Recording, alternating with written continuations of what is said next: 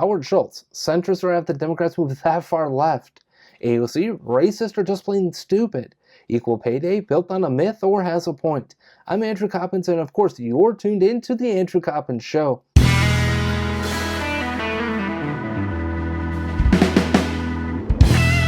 As always, my goal is truth, and especially numbers, over narrative. Clearly this show has some things to talk about since the last time that we met, so let's just dive in. I was planning on starting with Howard Schultz and his whole Fox News town hall, but then our dear friend Alexandria Ocasio-Cortez decided to go full racist at the National Action Network conference on Friday.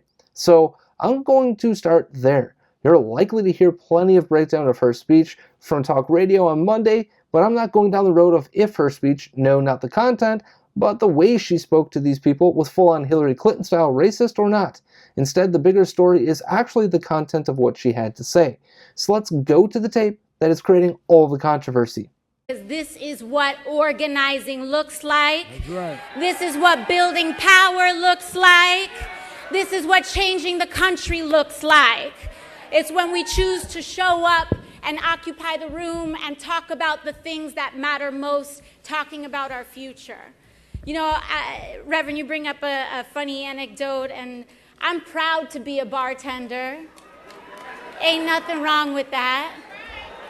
There's nothing wrong with working retail, folding clothes for other people to buy. There is nothing wrong with preparing the food that your neighbors will eat. Oh, girl, go on. There is nothing wrong with driving the buses that take your family to work. Did you hear what she was saying? Not how she said it? For a party all about diversity and equality, sure, it's funny that AOC pigeonholed an entire race of people to menial tasks and low-skilled labor. Of course, there's nothing wrong with the jobs that she spoke of, but to act as if that's the station in life all black people belong to or should be proud of is about as racist as they come. What's the saying? The soft bigotry of low expectations? Where was AOC's message of positivity and goal setting of the highest order? Where was her talk of the plight of single motherhood in the black community? Where was her speech about gun violence and black-on-black murder rates? Where was her call for fathers to return home? Or for black babies to stop being born out of wedlock, let alone aborted? None of that was found in AOC's speech because that would require confronting some harsh realities. So let me give you some information on just how harsh those realities are for the black community.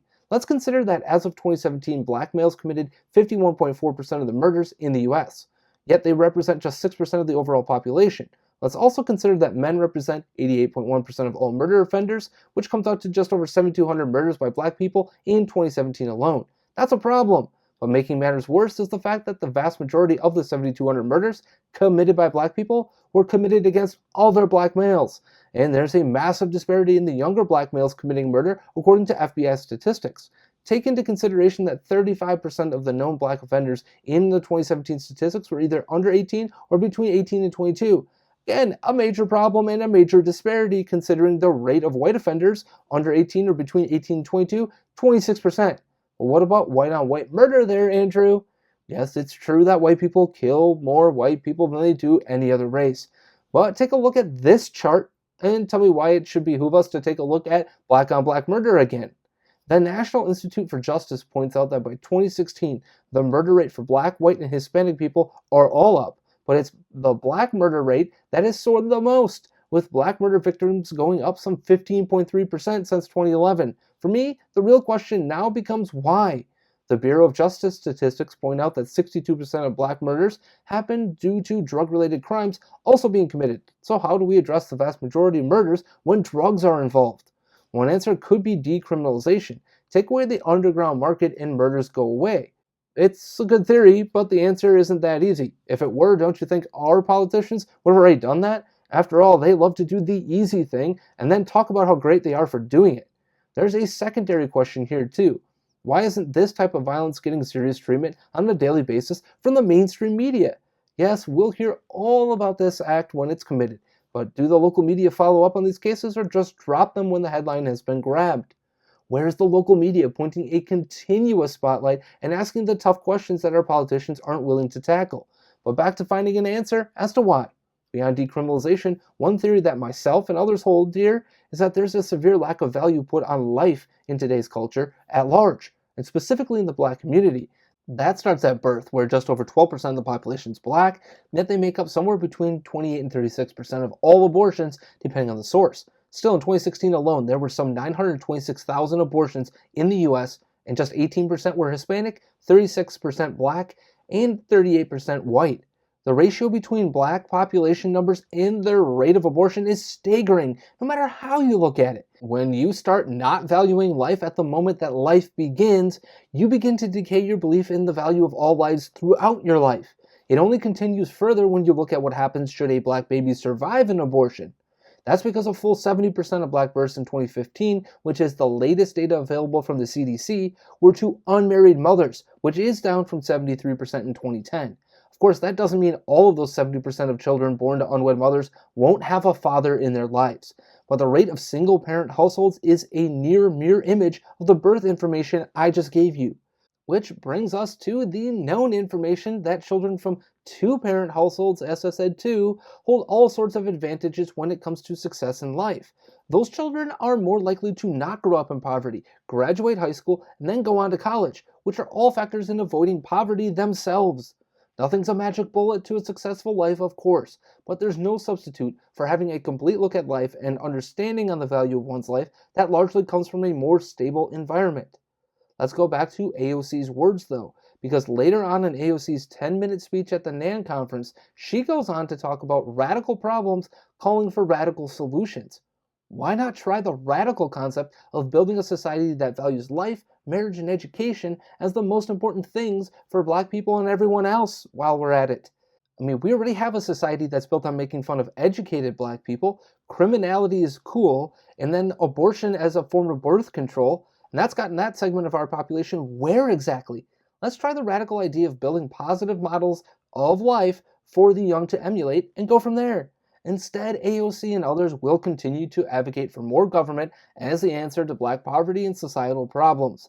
I can already hear the outrage from the left, for sure, with what I just had to say. And frankly, I don't care, because I'm sick of the left telling us how we can speak and what we can speak on. The real racism is in doing nothing, saying nothing, and accepting that what is happening currently is okay. I'm also over politicians who are afraid of a real adult conversation, one that doesn't impugn the motives of those who propose solutions to a problem. Let me be clear about this. I believe the problems are driven by socioeconomics, and that means race has nothing to do with any of this. If AOC wants to seriously address poverty and violence, let's have a real discussion on the root causes of it, no matter someone's race. The problem with AOC is she's all too happy to live in her little bubble and not face real debate on her thoughts, actions, and policies. Of course, she's quick to brand anyone who disagrees with her as a racist or whatever other nasty insult she can throw, which for me means she just lost the argument. When you go to name-calling instead of policy debate, the debate is over. So while plenty of right-leaning media will dive deep into the way she spoke, the content of AOC's speech is way more racist and way more dangerous to the community she was speaking in front of. It's not just me that had an issue with it either. Plenty of black people took to Twitter to take issue with the content of what she had to say. Take Republican Asia Smith, an African American who ran for Congress, who had this to say on Twitter. At AOC, I'm a conservative black female veteran and received backlash from the left by calling me a coon, etc. But it's okay for you to talk this way? Are you going to wear blackface next? She continued, at AOC, black people have come a long way from cooking and cleaning. We are doctors, lawyers, CEOs, veterans, history makers and shakers, inventors, politicians. For you to suggest that we are good enough to cook and clean sets us back 100 years. You are a racist. Khalik Rodriguez had this to add, Dear at AOC, me and every other black person can do more than just a bartender, a retail worker, a waiter, or a bus driver. If this is all you think black people can do, you have a serious problem. Jamarcus Dove Simmons finishes it off by saying, quote, she trying too hard. The accent is so obvious. Ain't none wrong with that. Every African American does not talk in this way. I guess you're trying to win the black vote. This ain't it at AOC. Those are but a few examples of a larger conversation, one that wasn't centered on just how she spoke, but what she was actually saying. Folks, this is what real racism looks like. Okay, so from racism we'll go to sexism, because last Tuesday was #Equal Pay Day, which was a day for feminists and the intersectional left to once again tell us how women don't make as much as men. The oldest intersectional trope of all time was trotted out once again. You know it as a woman making only 79 cents to every dollar a man makes.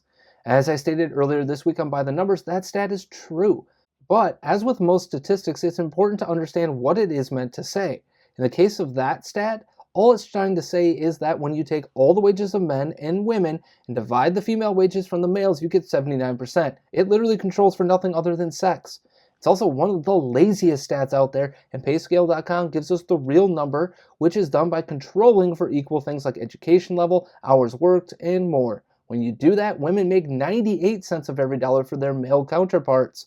And even further studies have that number at 99 cents for every dollar. But let's dig deeper into the stats to prove just how insane this claim really is. Did you know that according to payscale.com, Asian women make more money than their male counterparts across every control group except the executive level? And even then, they make 99 cents to a dollar. In fact, there isn't a single situation in which a controlled group of females is making anywhere near 90 cents to a dollar a man makes, let alone the 79-cent number politicians and feminists love throwing out these days. One area that is noticeably different is in the progression of careers for men and women. Of course, this could largely be explained by different choices in life. Far more women are likely to care more about a work-life balance than men are once they hit their 30s, and children affect women's schedules far more often than men. So, it should come as no surprise that by the 30s and 40s, the rate of men in higher positions begins to outpace their female counterparts. Perhaps the biggest problem is the simple fact that anyone believes all income should be equal anyway. The beauty of capitalism is that individuals have the free choice to earn what they believe to be a fair wage, or whatever wage makes their life comfortable. Don't like it? Ask for more money or change jobs. Finally, on this topic in general, I find it interesting that money is the main worry for feminists in the intersectional left.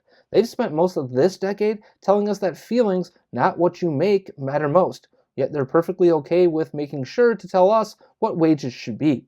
Equal outcomes, not equal opportunity, is what these folks are all about. It's antithetical to what capitalism and American society is and should be about, in my opinion. What about the personal choices someone makes regarding money? Some men and women may value a higher balance in life and work than going all out for a big payday. Some value the work that it takes to earn that higher wage and focus on making money as their goal. Should any of those activities be discouraged? What feminists in the intersectional left are really telling us is that the answer to both should be yes. Yes, they should be discouraged. I fundamentally disagree. Happiness is different to different people, and how you personally measure your happiness is none of the feminist and intersectional left's business, nor mine.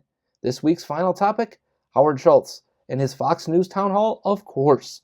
There were a few interesting moments from the town hall, but what I really care about is the narrative and numbers. In the case of Schultz, we've heard plenty of narrative and very little of the numbers. The media and Schultz himself has billed his potential candidacy as a centrist to combat the far-left move of the Democrats and the immoral president from the Republican side.